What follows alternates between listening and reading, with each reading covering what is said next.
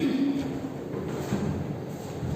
Student, અત્યાર સુધીમાં આપણે લૂઇસ ટોર્સેલ અભિગમની ચર્ચા કરી, એના પછી VACPRની ચર્ચા કરી, એના પછી સંયોજકતા બંધનવાદની ચર્ચા કરી દીધી છે કે સંયોજકતા બંધનવાદમાં સંકરણ કેવી રીતે થાય, કક્ષકોનું સંમિશ્રણ કેવી રીતે થાય છે, કઈ કક્ષકોનું સંમિશ્રણ થાય તો સિગ્મા અને પાઈ બંધ બને છે, એની ચર્ચા પણ આપણે કરેલી છે. હવે એના પછીનો ટોપિક છે આણ્વીય કક્ષકો. આણ્વીય કક્ષકવાદ એને મોલિક્યુલર ઓર્બિટલ થિયરી તરીકે પણ ઓળખવામાં આવે છે, એમઓ થિયરી. આમ આણ્વીય કક્ષકવાદ છે એ હુન્ડ અને મોલિકર નામના વૈજ્ઞાનિકે આપેલું છે. હુન્ડ અને મોલિકર નામના વૈજ્ઞાનિકે આણ્વીય કક્ષકવાદ આપેલું છે.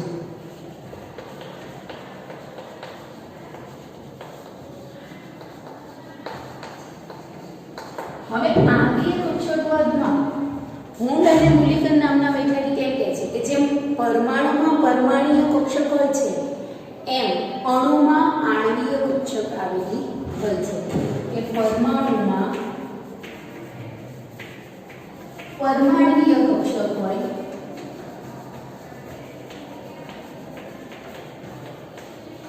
અને અણુમાં આણ્વીય કક્ષક, અણુમાં આણ્વીય કક્ષક અને પરમાણુમાં પરમાણ્વીય કક્ષક. હવે હુન્ડ અને મોલિકર નામના વૈજ્ઞાનિકો એમ કહે છે, આપણે ખબર છે કે જ્યારે પરમાણ્વીય કક્ષક હશે ત્યારે પરમાણુમાં તો એક જ કેન્દ્ર હોય, પણ અણુ તો ઘણા બધા પરમાણુ જોડાઈને બનતો હોય છે. એટલે અણુ ઘણા બધા પરમાણુ જોડાઈને બને એટલે અણુમાં એવું કહી શકું કે બે કરતાં વધારે કેન્દ્ર આવેલા હોય. જેટલા પરમાણુ જોડાયેલા હશે એટલા પરમાણુનું કેન્દ્ર એમાં આવેલું હોય છે. એટલે એવું કહી શકું કે પરમાણુમાં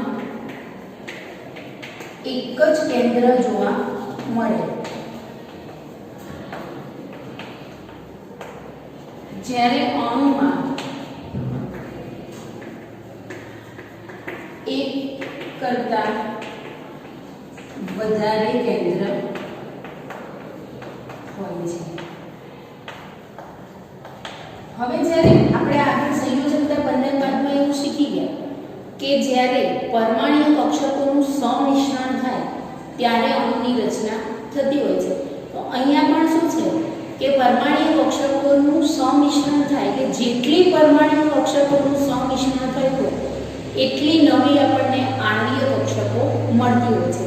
એવું કહી શકું કે જેટલી પરમાણ્વીય કક્ષકનું સંમિશ્રણ થાય, જેટલી પરમાણ્વીય કક્ષકનું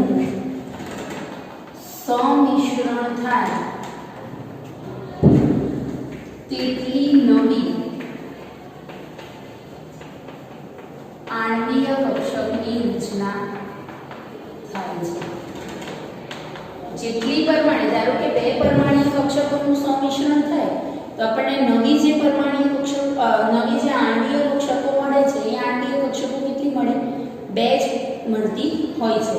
એના પછીના પોઈન્ટમાં આપણે એવું લઈ શકીએ કે સમાન સમમિતિ ધરાવતી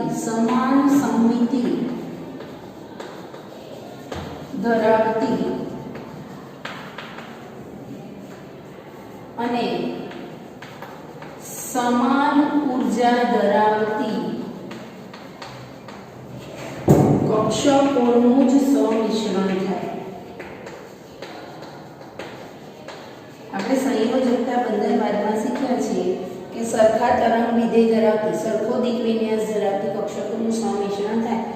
એમ અહીંયા શું છે કે સરખી સમમિતિ ધરાવતી હોય અને ઊર્જા સમાન હોય, એટલે કે 1s કક્ષક અને 1s કક્ષકનું જ સંમિશ્રણ થાય, અથવા 2s કક્ષક 2s કક્ષકનું સંમિશ્રણ થાય.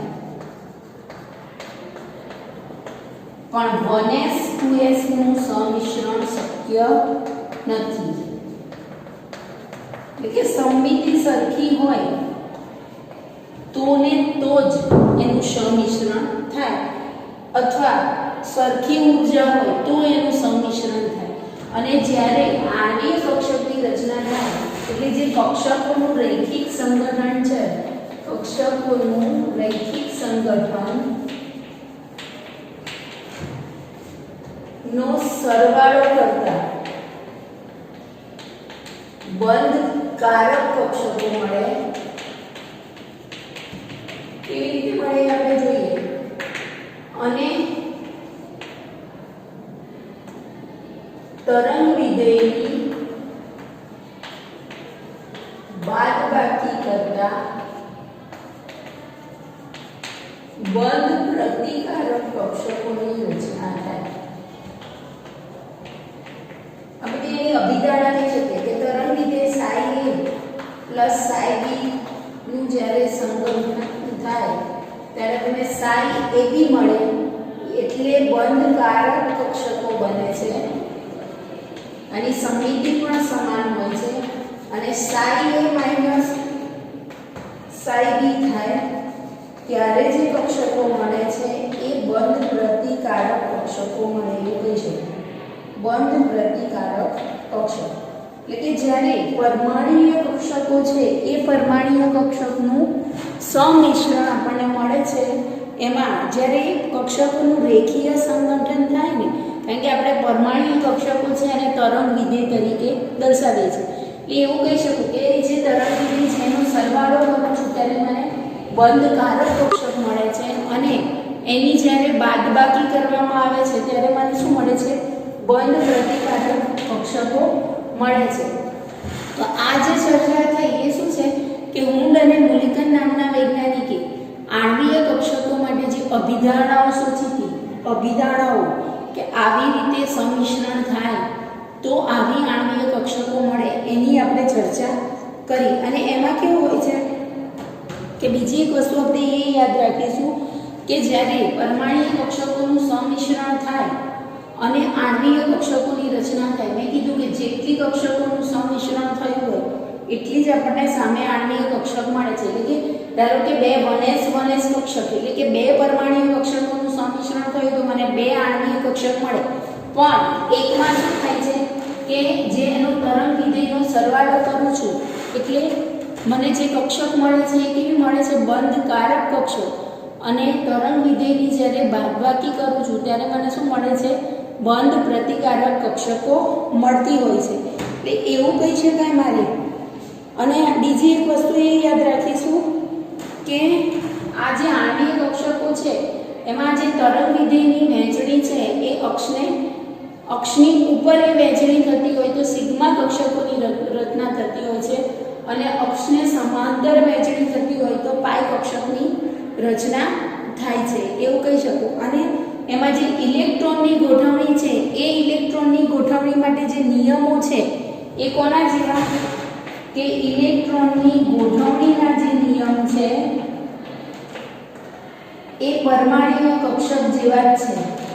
કે આપણે પરમાણુય કક્ષકમાં ઇલેક્ટ્રોનની ગોઠવણીમાં આઉટબાઉટનો સિદ્ધાંત, પાઉલીનો નિયમ એ બધાની જે ચર્ચા કરતા હતા એ જ પ્રમાણે અહીંયા ઇલેક્ટ્રોનની ગોઠવણી કરવાની છે.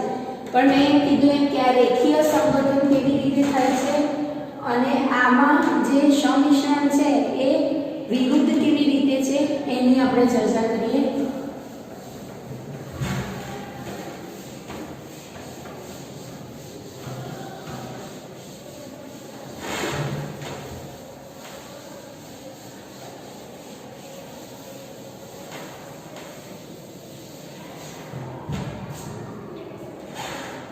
કે પહેલા તો કક્ષકોનું સંમિશ્રણ છે એ કેવી રીતે થાય આપણે એક ઉદાહરણથી લઈએ. ધારો કે H2 અણુની વાત કરું તો અહીંયા એક પરમાણુય કક્ષક 1s છે અને આ બીજી પરમાણુય કક્ષક છે એ 1s છે. એક હાઇડ્રોજનની આ કક્ષકને આ બીજા હાઇડ્રોજનની કક્ષક, એમાં ઇલેક્ટ્રોન છે એ આ રીતે ગોઠવાયેલા છે. મેં હમણાં કીધું કે બે પરમાણુય કક્ષકનું સંમિશ્રણ થાય ત્યારે બે આણ્વીય કક્ષકોની રચના થાય. પણ આ સંમિશ્રણમાં જ્યારે તરંગ વિધેયનો સરવાળો કરું છું ત્યારે મને બંધ કારક કક્ષક મળે છે. અને જ્યારે psi a minus psi b લઉં છું ત્યારે મને બંધ પ્રતિકારક કક્ષક મળે છે. બે કક્ષકોનું સંમિશ્રણ થયું અને 2 કક્ષકો મને મળી. પણ મેં હમણાં કીધું કે ઇલેક્ટ્રોનની ગોઠવણી જ્યારે આપણે કરીએ છીએ ત્યારે ઇલેક્ટ્રોનની ગોઠવણી માટે આપણે આગળ જે પરમાણુ કક્ષકોમાં ઇલેક્ટ્રોનની ગોઠવણી કરી છે કે એક કક્ષકમાં 2 કરતાં વધારે ઇલેક્ટ્રોન ના રહી શકે, ઇલેક્ટ્રોન જે વિરુદ્ધ સ્પિનમાં ગોઠવાતા હોય છે, એ જ બધા નિયમો અહીંયા લાગુ પડે. તો અહીંયા 2 ઇલેક્ટ્રોન છે તો આ કક્ષકમાં 2 ઇલેક્ટ્રોન ગોઠવાશે. આ કક્ષક છે એ શું રહે છે? ખાલી રહે છે. પણ જેટલી પરમાણ્વીય કક્ષકોનું સંમિશ્રણ આપણે કર્યું હતું એટલી જ આણ્વીય કક્ષકો આપણને મળી અને આને સિગ્મા સ્ટાર વડે દર્શાવાય છે કે આ પરમાણ્વીય કક્ષક છે એને હું સિગ્મા 1s કહું અને આને સિગ્મા સ્ટાર 1s કે બંધ કારક અને બંધ પ્રતિકારક. બંધ પ્રતિકારકમાં આપણે ઉપર સ્ટાર મૂકીએ છીએ અને બંધ કારક કક્ષકમાં સ્ટાર મૂકતા નથી. એટલે ક્લિયર કે જ્યારે તરંગ વિધેય છે આપણે ઇલેક્ટ્રોનને તરંગ વિધેય તરીકે લઈએ છીએ અને તરંગ વિધેય છે એ પરમાણ્વીય કક્ષક માટે હોય છે અને એનો જે કંપ વિસ્તાર છે એ કંપ વિસ્તાર આપણે લેતા હોઈએ છીએ. અને અહીંયા અણુ માટે સ્પેશિયલ અલગ તરંગ વિધેય આપણે ના લઈ શકીએ પણ તરંગ વિધેયનો સરવાળો અને તરંગ વિધેયની બાદબાકી લેવામાં આવતી હોય છે. અને અહીંયા આપણને જ્યારે રેખીય સંગઠન જે કક્ષકોનું જે રેખીય સંગઠન થતું હોય છે એમાં બંને તરંગ વિધેયનો જ્યારે સરવાળો લઈએ છીએ ત્યારે આપણને બંધ કારક કક્ષક અને જ્યારે એની બાદબાકી લઈએ છીએ ત્યારે બંધ પ્રતિકારક કક્ષકની રચના જોવા મળે છે. ક્લિયર? આણ્વીય કક્ષકવાદમાં કે જેટલી પરમાણ્વીય કક્ષકો લીધી હતી એટલી જ આણ્વીય કક્ષકો આપણને મળી. સરખી ઉર્જાવાળી તો આની માનસ કક્ષકની ઉર્જા અને આની માનસ કક્ષકની ઉર્જા કેવી હોય? સમાન હોય. અને સરખી ઉર્જાવાળી કક્ષકોનું સંમિશ્રણ થયું એવું કહી શકું. સરખી સમમિતિવાળી કક્ષકોનું સંમિશ્રણ થયું એવું કહેવાય. તો ક્લિયર? તો અહીંયા જે સંમિશ્રણ થાય છે એમાં 1s કક્ષકનું સંમિશ્રણ થાય છે. તો અહીંયા જે મળે છે એ આપણને સિગ્મા 1s અને સિગ્મા સ્ટાર 1s કક્ષક મળે છે. હવે આપણે એમ કીધું કે ઇલેક્ટ્રોન માટે પરમાણ્વીય કક્ષકમાં એક ઇલેક્ટ્રોન માટે આપણે આખું શાયર લઈ શકીએ છીએ પણ અણુ માટે લઈ શકતા નથી. હવે જ્યારે 1s કક્ષકનું સંમિશ્રણ થાય મેં હમણાં કીધું ત્યારે જો તરંગ વિધેય આનું તરંગ વિધેય છે અને આપણે સાઈ એ કહીએ છીએ, આના તરંગ વિધેયને સાઈ બી કહું છું. બંનેનું જ્યારે સંમિશ્રણ થશે ત્યારે મને આખી એક 1s કક્ષક એક આણ્વીય કક્ષક મળે છે અને એ જે આણ્વીય કક્ષક છે એ આણ્વીય કક્ષક કેવી છે કે સંમિશ્રિત થયેલી મને જોવા મળે. પણ મેં અહીંયા તરંગ વિધેયનો સરવાળો કર્યો છે એટલે મને બંધ કારક આણ્વીય કક્ષક મળે.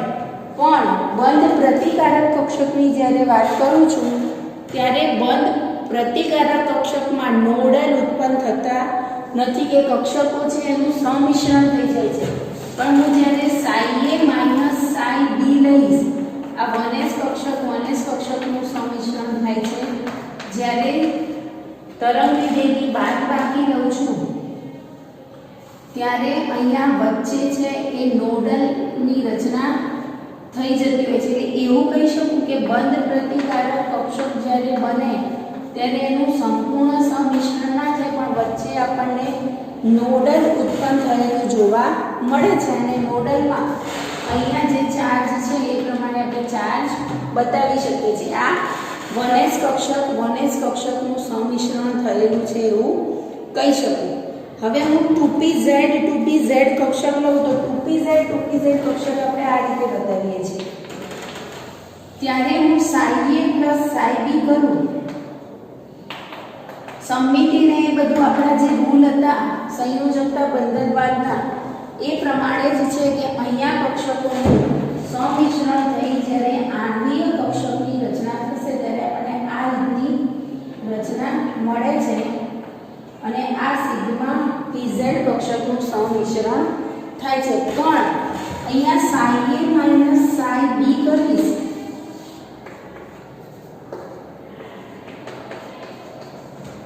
ત્યારે આમાં શું થશે? નોડ ઉત્પન્ન થશે વચ્ચે અને આ જે કક્ષકો છે એનું સંમિશ્રણ આ રીતે થયેલું જોવા જોવા મને મળે. વચ્ચે નોડની રચના થાય છે ક્યારે બંધ પ્રતિકારક કક્ષક બને છે ત્યારે. બંધકારક કક્ષક બને ત્યારે નોડ બનતા નથી. આપણે અહીંયા પણ જોયું નોડ નથી બનતો અને અહીંયા પણ જોયું કે નોડની રચના થતી નથી. આ જ રીતે px અને py કક્ષકોનું સંમિશ્રણ થઈ શકે. 1s 1s 2s 2s કક્ષક, 2pz હોય તો 2pz કક્ષક, 2px કક્ષકોનું પણ સંમિશ્રણ થાય. આપણે 2px અને 2py કક્ષકોનું સંમિશ્રણ બતાવીએ 2px નું તો 2ps કક્ષક છે આ રીતે હોય છે આપણને ખબર છે.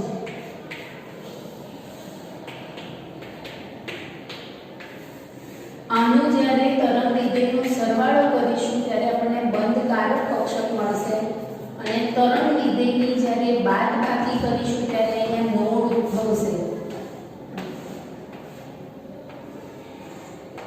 કે નોડની રચના થાય છે. અહીંયા નોડ બને નહીં. અહીંયા કક્ષકો છે એ સીધી શું થાય છે સમમિશ્રિત કક્ષકો આપણને મળે છે. જે શોર્ટમાં શું યાદ રાખીશું કે જ્યારે બંધ પ્રતિકારક કક્ષકો બને છે ત્યારે વચ્ચે શેની રચના થઈ જાય છે નોડની રચના થતી હોય છે અને બંધકારક કક્ષક મળે છે ત્યારે નોડની રચના થતી નથી. અહીંયા આપણે આ બતાવવાની રહી ગઈ છે.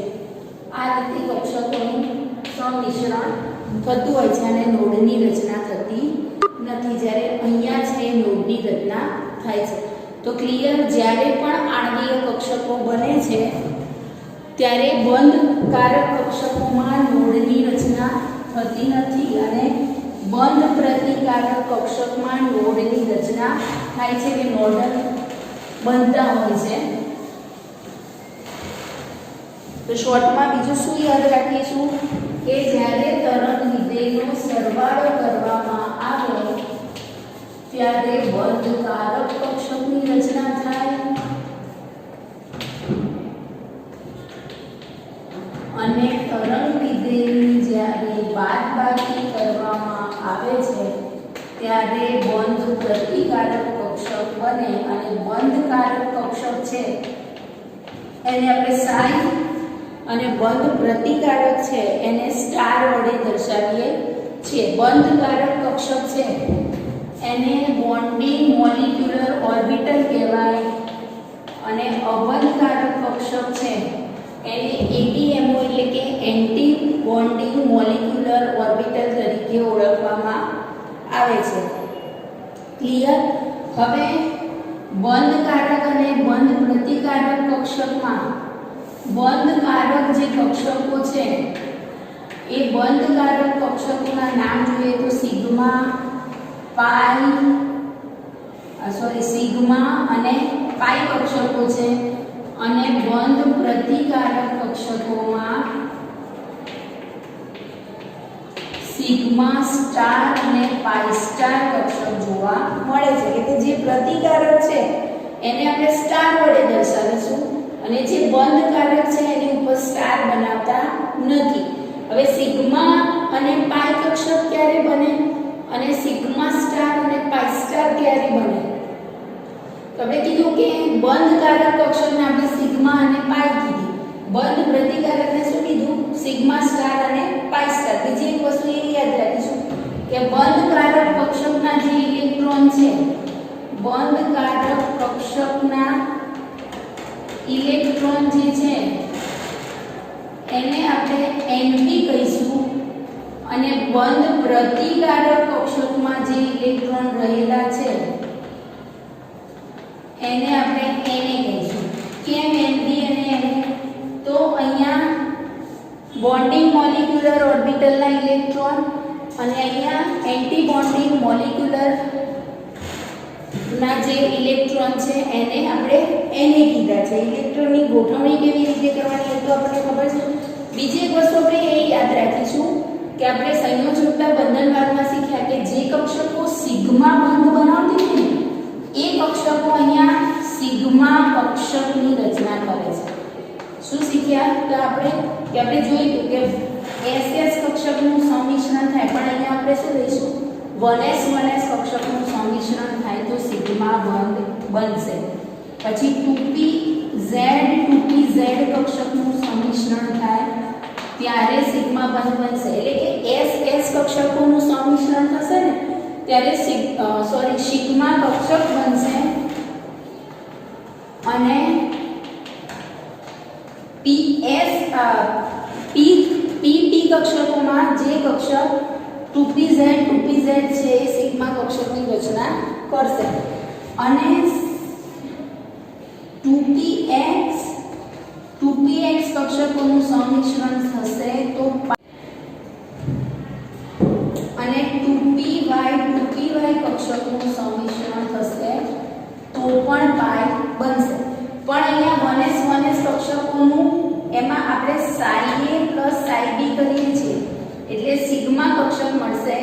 પણ જો psi a minus psi b કરીશું તો સિગ્મા સ્ટાર કક્ષક મળશે. ક્લિયર? એટલું તો કેવી રીતે કક્ષકોની રચના થાય છે, કેવી રીતે કક્ષકોમાં અહીંયા શું આપણે શીખ્યા કે અહીંયા નોડ બને નહીં.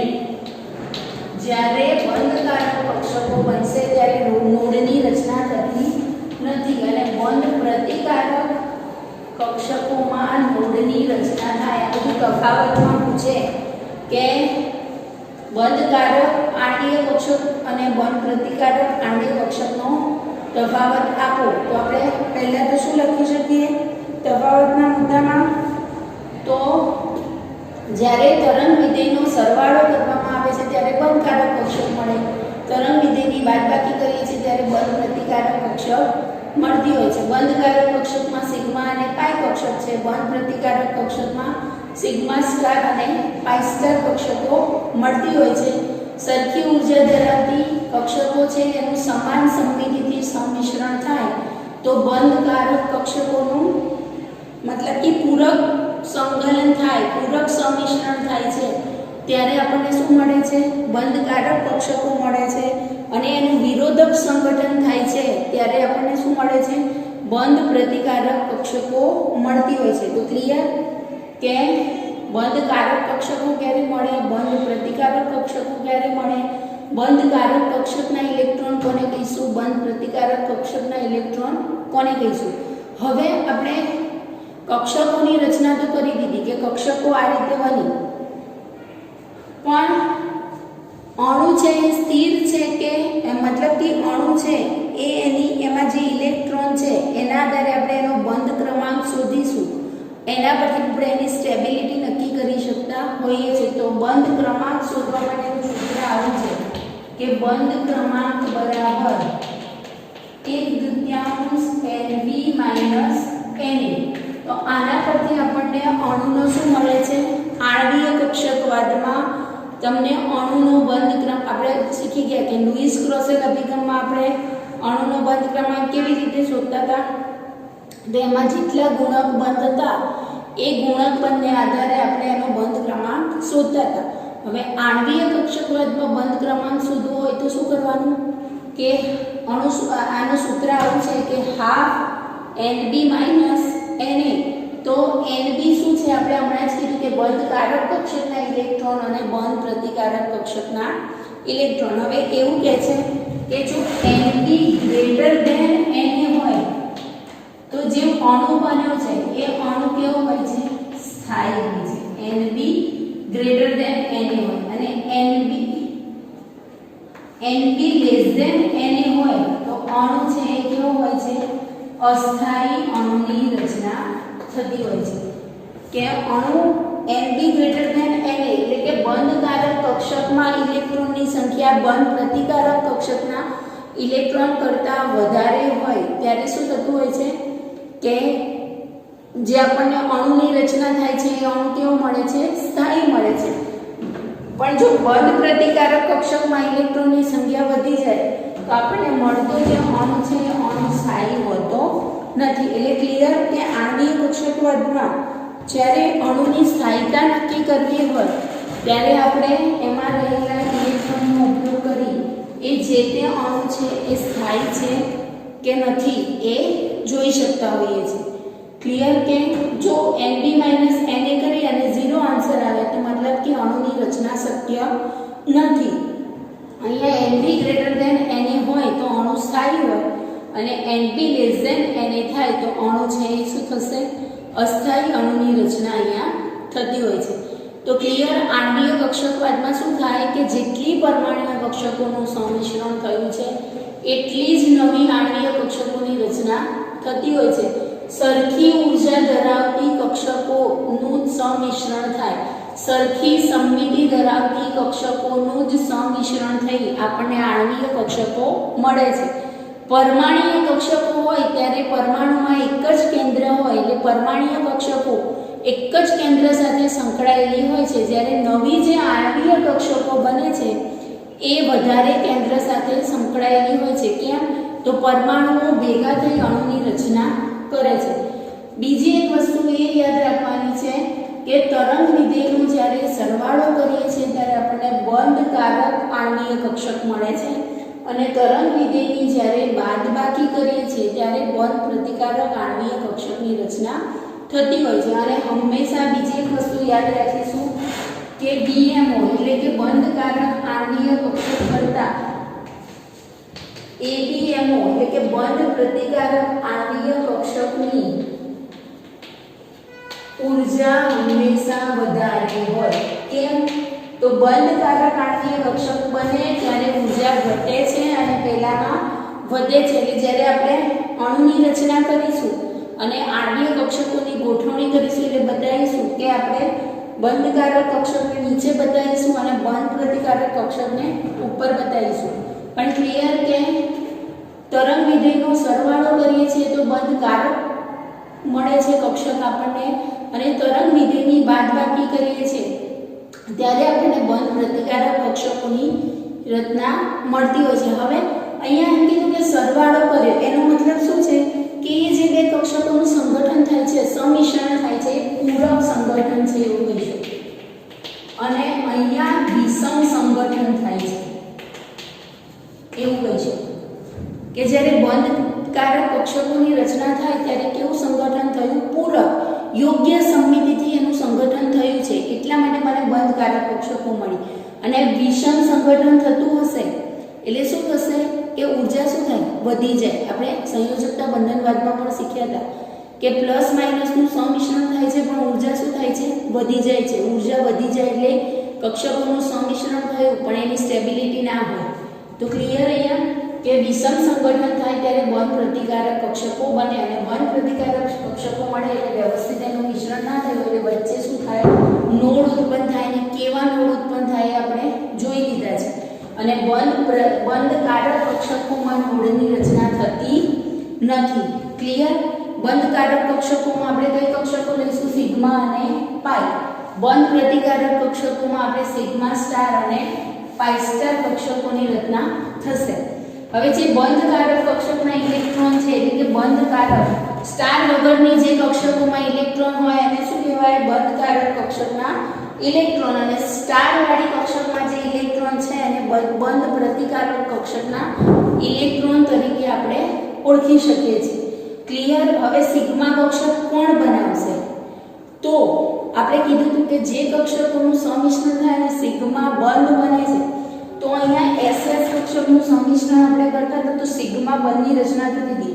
પણ અહીંયા SS કક્ષકોનું સંમિશ્રણ થશે ત્યારે સિગ્મા અને સિગ્મા સ્ટાર કક્ષક બનતી હશે. સિગ્મા અને સિગ્મા સ્ટાર કક્ષક કેવી રીતે? તો આપણે હમણાં કીધું કે જ્યારે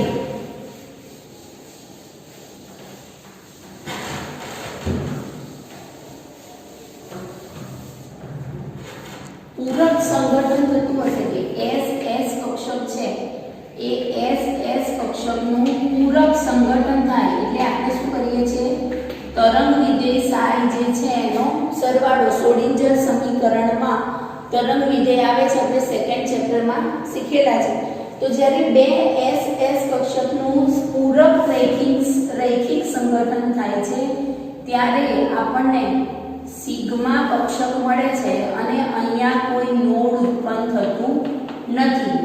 પણ બે SS કક્ષકનું હું વિષમ સંગઠન કરું છું ત્યારે શું થાય છે કે અહીંયા નોડની રચના થઈ જાય છે. અને અહીંયા શું થાય, ઊર્જા ઓછી હોય, અહીંયા ઊર્જા છે એ વધે છે. નોડની રચના અહીંયા એસ કક્ષક ગોળાકાર હશે. આ એસ કક્ષકો કેવી છે, ગોળાકાર છે, એટલે સિગ્મા સ્ટાર કક્ષક મને મળે. પછી જ્યારે 2pz કક્ષકોનું હું સંમિશ્રણ કરું, psi a plus psi b કરું છું, રેખીય સંગઠન એનું થતું હોય છે, ત્યારે પણ અહીંયા શું થશે, જ્યારે રેખીય સંગઠન થાય છે ત્યારે અહીંયા નોડ ઉદ્ભવે નહીં અને આ રીતનું મને કક્ષકો મળતી હોય છે. આ રીતે એનું સંમિશ્રણ થઈ ગયેલું હોય છે અને સિગ્મા બંને રચના કરે છે. પણ આ તરંગ વિધેયની હું બાદબાકી કરું છું, psi a minus psi b કરું છું, ત્યારે શું થાય છે કે નોડની રચના થાય છે કે આ રીતે સંમિશ્રણ થયું હોય, એક નોડ અહીંયા ઉદ્ભવશે, એક નોડ અહીંયા ઉદ્ભવશે. અહીંયા નોડની રચના થઈ નહીં અને સિગ્મા સ્ટાર કક્ષકની રચના થઈ. ક્લિયર? હવે પાઈ કક્ષક છે એ કેવી રીતે બને, તો પાઈ કક્ષકમાં પણ આપણે કીધું હતું કે 2px અને 2py અહીંયા સુધી જ આપણા સિલેબસમાં છે. તો 2px કક્ષકને આપણે આ રીતે દર્શાવીએ છીએ, એનું જ્યારે પૂરક સંગઠન થશે એટલે આ 2px છે, આ પણ 2px છે, એનું psi a plus psi b કરવામાં આવે છે, ત્યારે આ રેખીય સંગઠન છે એ થાય છે અને અહીંયા પાઈ બંધની રચના જોવા મળે છે. અને આનું જ્યારે psi a minus psi b કરવામાં આવે છે ત્યારે શું થાય છે, નોડ ઉદ્ભવે છે. અહીંયા ઊર્જા પણ કેવી હોય છે, વધારે હોય છે અને નોડ બને છે. અહીંયા પાઈ સ્ટાર કક્ષક બને છે, અહીંયા પણ પાઈ કક્ષક બનવાનું છે. ક્લિયર? અને 2py નું જ્યારે થશે ત્યારે પણ આપણને શું મળશે, પાઈ કક્ષક અને 2py માં psi a minus psi b કરીશ તો પાઈ સ્ટાર કક્ષકની રચના થશે. ક્લિયર? તો સિગ્મા કક્ષકો ક્યારે બને અને સિગ્મા સ્ટાર કક્ષક ક્યારે બને, પાઈ કક્ષક ક્યારે બને અને પાઈ સ્ટાર કક્ષકની રચના ક્યારે થતી હોય છે. ક્લિયર? હવે આપણે કીધું કે NB minus NA હોય, હાફ NB minus NA કરીએ છીએ, NB greater than NA હશે તો અણુ કેવો હશે, સ્થાયી હશે, અને NB less than NA થશે તો અણુ છે એ સ્થાયી અણુ આપણને મળતો નથી. તો ક્લિયર? સરખી ઉર્જાવાળી કક્ષકોનું જ સંમિશ્રણ કરવાનું છે, યાદ રાખજો. એટલે 1s કક્ષકનું સંમિશ્રણ કરીએ આપણે તો આપણને નવી મળતી કક્ષક છે એ સિગ્મા 1s અને સિગ્મા સ્ટાર 1s. જેટલી કક્ષકોનું સંમિશ્રણ થાય એટલી જ નવી કક્ષક મળે. પણ પહેલા હતી એ કેવી કક્ષકો હતી, પરમાણ્વીય કક્ષકો હતી, અને હવે જે મળે એ કક્ષકો કેવી મળે છે, આણ્વીય કક્ષકો મળે છે. હવે નેક્સ્ટ ટાઈમ આપણે અણુ છે, અણુ આખો કેવી રીતે બને છે અને એમાં કઈ કક્ષકોનું સંમિશ્રણ કેવી રીતે થાય છે એની ચર્ચા કરીશું. ઓકે.